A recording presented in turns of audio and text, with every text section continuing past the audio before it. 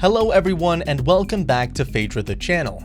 After HMS Prince of Wales was certified fully operational, the United Kingdom now possesses two world-class aircraft carriers available for deployment across the world. HMS Prince of Wales is one of the most formidable surface warfare ships ever built in the United Kingdom. Her flight deck is 70 meters broad and 280 meters long, which is enough room for 3 football fields, and she has significant food and storage to last 45 days. She will have a crew capacity of about 700 people minimum, rising to around 1,600 with aircraft on deck.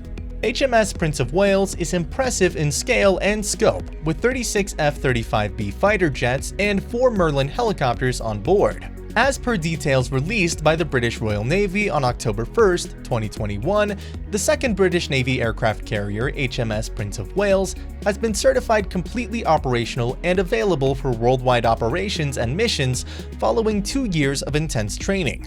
The squad of HMS Prince of Wales and the British Royal Navy, as well as Royal Air Force squadrons that will operate aircraft from her control tower, along with the 5th generation F-35 Lightning stealth fighter, and hundreds of soldiers and civilians who establish and protect the Endeavour, were instrumental to achieving this goal. It implies the aircraft carrier HMS Prince of Wales is ready to connect her sisters HMS Queen Elizabeth on the international scene. The latter is present in the second portion of her first mission in the Pacific, commanding a multinational carrier strike group. Let's take a closer look at the HMS Prince of Wales. History. The Washington Naval Treaty was drafted in 1922, at the conclusion of World War I, to prevent an arms race from emerging amongst Japan, Britain, Italy, France, and the United States. This pact set the mass of all capital ships at 35,000 tons, and restricts the number of ships any nation could construct. The Treaty of London was signed in 1930 to prolong these limits, but by the mid-1930s, Japan and Italy had withdrawn from both agreements, and the British Navy was anxious about a shortage of new battleships. As a consequence, the Admiralty authorized the building of the King George V class of battleships. The primary weaponry of the class was confined to the 14-inch 356mm cannons specified underneath the rules of both the Washington Naval Treaty and the Treaty of London, which was also still in existence while the King George V's was just being constructed. They have been the only battleships built at the moment that followed the treaty's criteria, and since it was clear to the British that some other agreement members were disregarding the treaty's provisions, it was too late to modify the system's construction before they were put down in 1937. The ship was initially called King Edward VIII, but after Edward VIII's renunciation, the ship was renamed Prince of Wales, even before she was put down. On January 1st, 1937, she was laid down at Camel Laird's dockyard in Birkenhead, even though she was not commissioned until 3rd of May, 1939. When the war started in September, she was still setting out, requiring her construction timetable, as well as the same of her sister, King George V, to be expedited. Despite this, delays in her equipping were caused by the delivery delays of gun casings. The Prince of Wales was attacked by German aircraft in early August 1940, when she was being equipped and was in a half-completed state.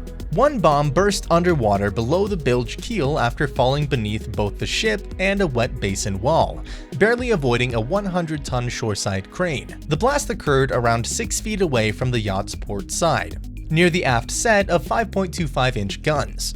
The shell armor buckle across a range of 20 to 30 feet (9.1 meters), fasteners sprang, and significant flooding occurred in the harbor outboard chambers in the damaged region, resulting in a 10-degree harbor list. Because final chamber air testing had not been completed and the ship's pumping system had not been activated, the inundation was catastrophic.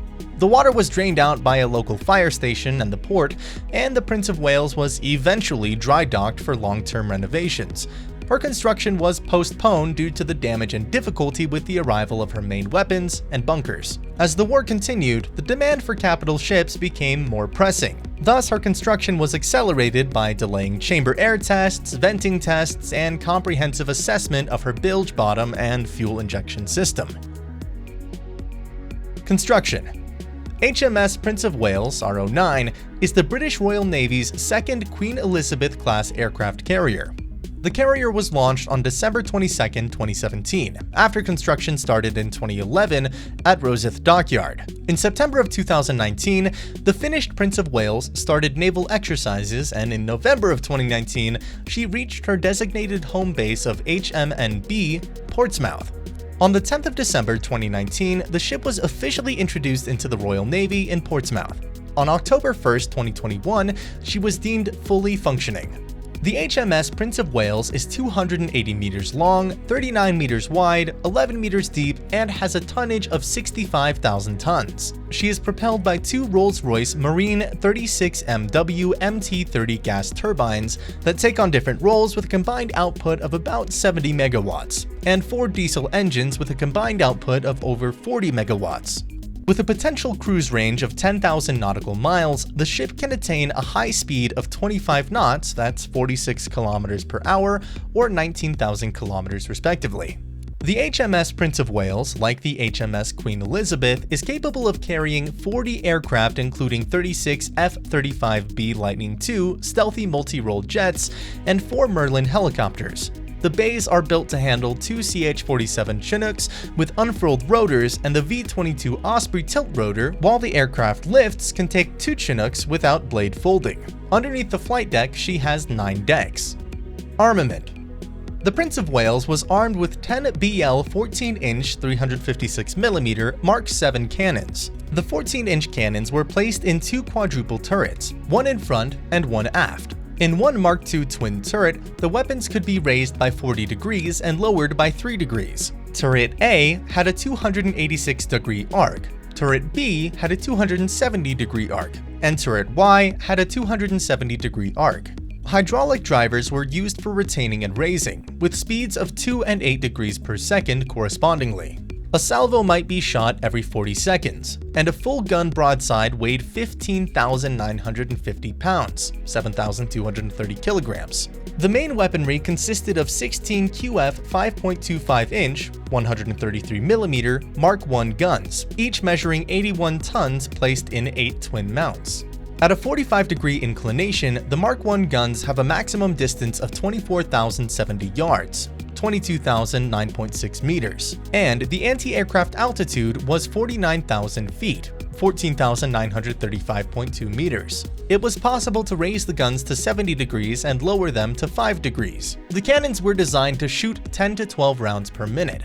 However, they could only fire 7 to 8 shots per minute in practice. The Prince of Wales was armed with 32 QF PDR 1.575-inch 40mm Mark 8 anti-aircraft guns in addition to her essential and auxiliary batteries. She also mounted 80 UP projectors, which were brief rocket-firing anti-aircraft guns employed by the Royal Navy in the initial periods of World War II. Events. On the 24th of May 1941, whilst monitoring the southwest coast of Iceland, the Prince of Wales, underneath the command of Captain John Leach, was engaged in a confrontation with the German battleship Bismarck.